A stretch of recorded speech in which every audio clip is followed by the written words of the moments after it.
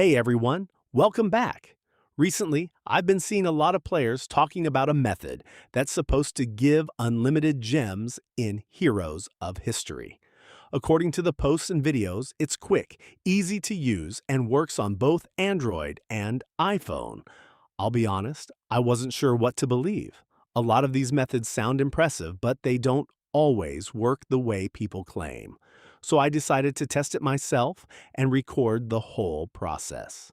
In this video, I'll show you exactly what happened and whether my gems balance actually changed.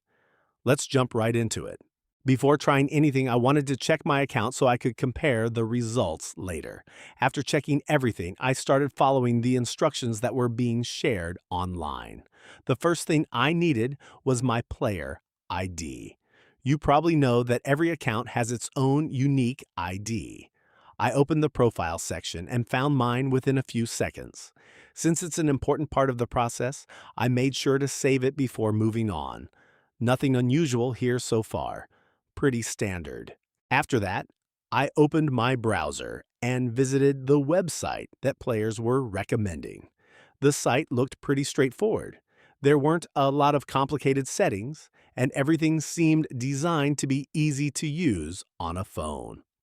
I searched for Heroes of History, selected the option related to gems, and continued to the next step.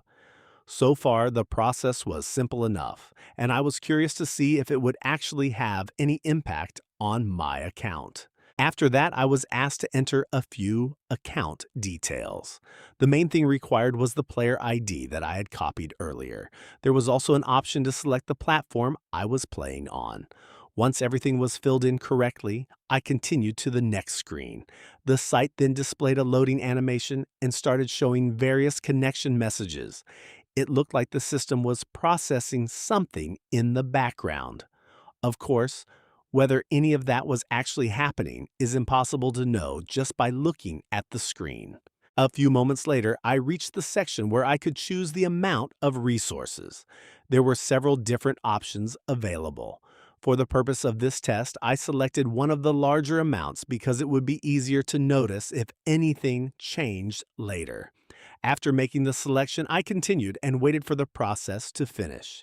The loading screen ran for a little while before moving on to the final stage. Before the process could be completed, there was one more requirement. The site asked for a verification step. This seems to be pretty common with sites that make these kinds of claims.